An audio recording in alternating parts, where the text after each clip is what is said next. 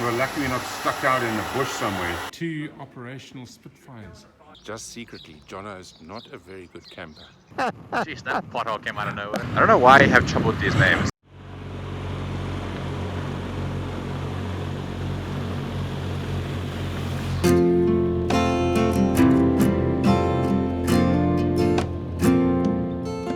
So Monday morning arrived and we were heading off to Wagga via Grenfell and Temora. But first we had some unfinished business to take care of. Right, Jono, so what are you doing, mate? Moving my front tire, because I needed a new one. You need a new one. Yeah. And the guy has told us we need to do it ourselves. Yeah. Learn a very valuable skill. Yeah, that's right. So what are you doing now? So I'm taking the calipers off. Yeah. To obviously then remove the wheel. Yeah. Car gentleman's going to change the wheel for us, and then put the tire back on. Cool. Yeah. Okay, you look like a mechanic. Ah, thank you. Jono? Yeah. So mechanics are us, hey? Mechanics are us. Got it off in the end. Got it off in the end. Geez, was a battle? It was a battle. We've got a problem getting this bloody nut off. It's just now stripping the thread. Well, it took almost my full body weight to get off all the other 3 off. Yeah, no, it's just too much. And now this last one. We're lucky we're not stuck out in the bush somewhere. Yeah, very true. It'd be hard to plug one of these things in. Yeah. Anyway, we got the job done and we were heading off into the most beautiful countryside again on our way to Grenfell, where Jono decided to perch up on a lookout. He then demonstrated how he got up there. And then it was my turn to have a go. Just remember, there's no question of any form of competitiveness between the two of us. Breakfast comprised a very hearty and healthy mixed grill, and on the way out of Grenfell we were delighted to ride past this silo, and we were just so amazed at the beauty of the artwork on these otherwise pretty ugly structures. Leaving Grenfell, we headed to Temora, where we were in for a really delightful surprise. Can you believe that we're standing here, and just over there are 2 operational Spitfires. They're just beautiful machines, aren't they? Oh man. Tearing ourselves away from the Spitfires, we headed to the hangar, where we were blown away by the displays, and we met Malcolm, who gave us a real good insight into the structure and design of radial engines. I've just met Malcolm, and he's just explained why all these radial engines have an odd number of cylinders, and the reason is... The reason is because the engines are a 4-stroke engine. The piston only fires each second time up. In between that, there's an exhaust stroke. Imagine that this piston is on its firing stroke, the next one is on its exhaust stroke. So this one here is firing. Exhaust, firing, exhaust, firing, exhaust, firing, exhaust, firing. Next time round, this one is on its exhaust stroke. So each time, each piston does its turn. If they were an even number, when we came back round to this one for the second time, it would be back on fire. Which means it doesn't have time to exhaust. Yeah. So they cannot work in this fashion using an even number of cylinders. That is fascinating. Thanks so much, Malcolm. It's my pleasure. I believe all of these planes are still flying, and it's amazing the effort and dedication it must take to keep them in the air. We went round all the displays and had one final look at the Spitfires before dragging ourselves away and heading off to Wagga. Well, that was definitely worth the visit, eh, Jono? Yeah, definitely. It was quite interesting. It was very interesting. The Spitfires are one thing, hey? But all those other aircraft were just fascinating. Yeah, and how different they were and versatile, and everything was for a different purpose. Yeah, they're different jobs. Different jobs, yeah. That was great. It was really interesting, and that guy Malcolm was fantastic, hey? Yeah, he was very nice, very knowledgeable.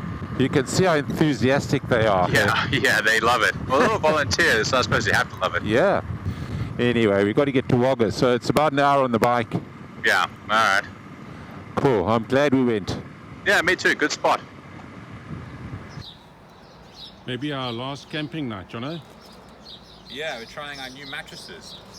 Well, we're heading into the mountains. Yeah, where it's going to be cold. It's going to be freezing. Yeah.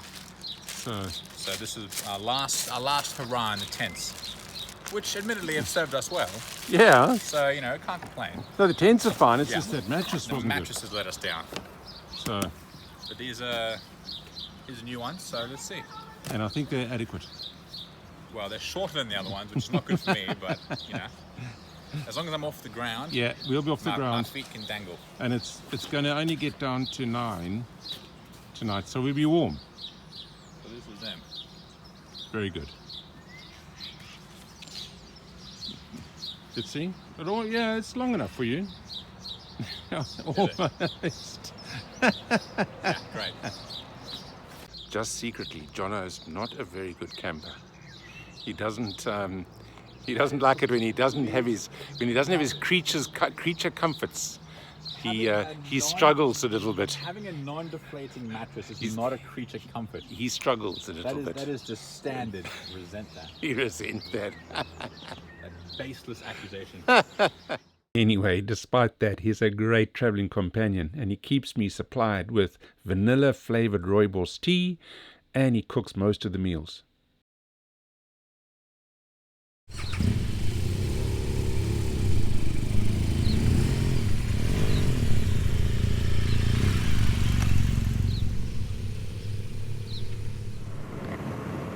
So we're currently in Mount Kosciuszko National Park.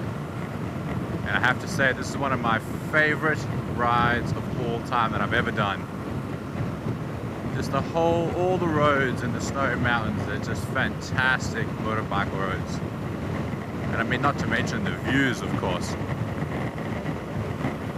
Like this one, for example. I mean, look at that.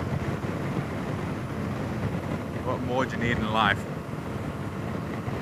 Riding along here with the old man. Fantastic. This is the Blowering Dam, and in all the years I've ridden past it, I've never seen it this full. The sign still says that it's only about 50%, but wow, what a beautiful dam. Leaving the dam, we were heading to Telbingo, where we were about to get onto the Snowy Mountain Highway, which is one of the many beautiful roads in this area. Jono's got a knobbly tire on the front. We're not too sure about its grip. Well, it seems to be doing alright so far. I haven't felt any squiggles. So we'll just keep it respectable.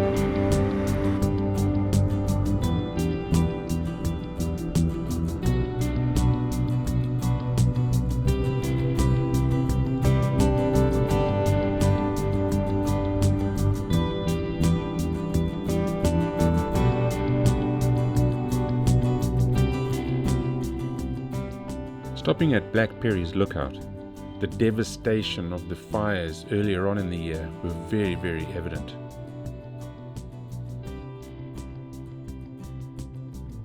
Just time for a quick selfie, and we were heading to Yarrangobilly. So this is when you know you're in the snowfields proper. The road markings turned from white to yellow. In fact, it's just coincided that with the yellow lines, it's also dropped a number of degrees. I can feel it through my jacket. Right, so we're heading to the Yarrangobilly, I think that's how you say it, Jono, caves. Yarrangobilly, I think. Yarrangobilly. Yeah. And I think there's a hot springs as well. Oh. Oh. Yeah, exactly. Jeez, that pothole came out of nowhere. Not even a hint of warning. No, just straight into the bed, into the potholes. Into the potholes, yeah. Well, there was a sign there that said not suitable for caravans, so. Oh yeah. I'm pretty sure that dented my rim. Yeah, it was quite a severe pothole, wasn't it? Dented my arm. Anyway, the road surface actually wasn't that bad, and we were soon finding ourselves heading off to the caves. Heading to Glory Cave. They say it's going to be... Oh, where have you gone? It's going to be It's cool. Glory Cave, eh? We're going to. Apparently, yeah.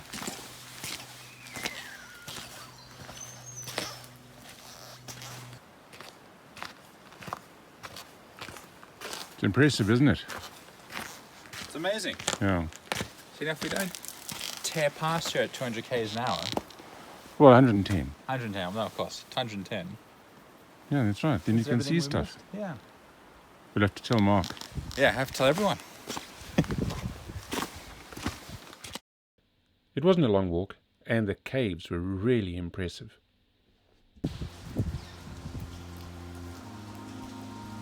It's really quite impressive, isn't it? It's amazing, yeah.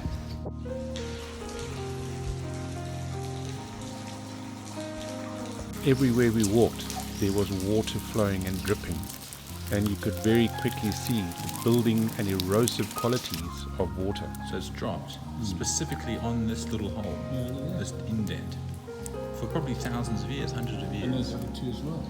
Yeah. That's where they've dropped. The caves were cool and dark and beautiful, and if you're looking for a hot spa and cave experience, definitely check out Yarrangobilly. It's definitely worth a visit. Lunch was to be at Yarrangobilly, but on the way there we saw this dirt road and were tempted to go down it. Evidently at the end of the road is a place called Happy's Hut. Either way, it was a really nice little ride, and quite a bit of banter took place as well.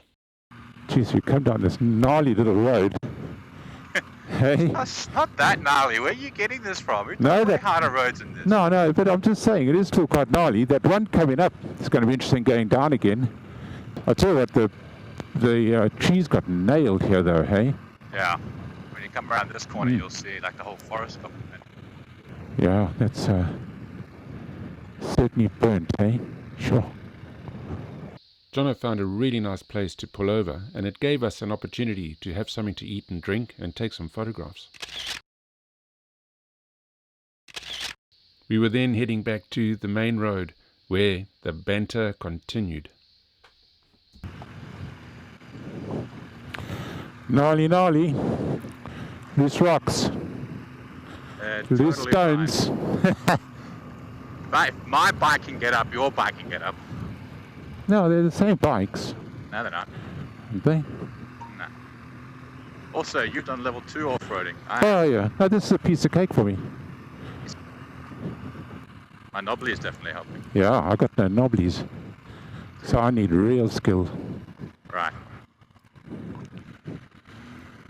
This is really quite slippery down here, hey? Yeah. It's fun. Just using my back brake. I'd be concerned if you're using your front then. Oh, how wise he is. Yeah. Okay, I could have just sat down how challenging this is. Well, you know, you've got these skills that I've taught you over the years. What? Huh? What'd you say? Now, I said you've got these skills that I've taught you over the years. Right. Hey? Isn't that true? Well, maybe we should just leave it there, because anyway we were heading back to the snowy mountain highway, which Jono and I and our friends agree is the most beautiful road in the whole world.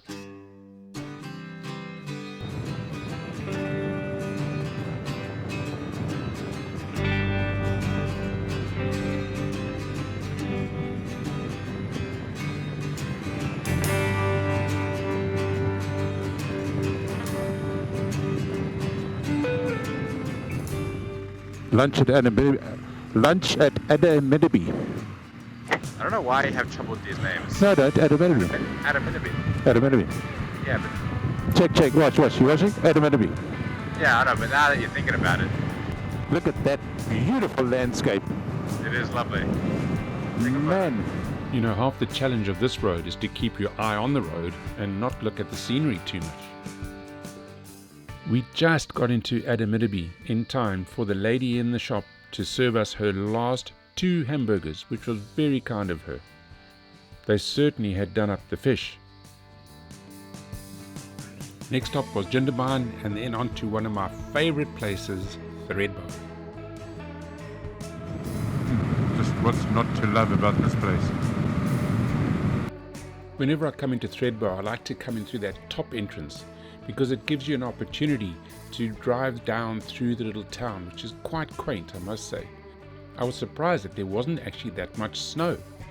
But when we got down to the bottom through the little village, it became evident because of the height of the water in the little streams running past the village.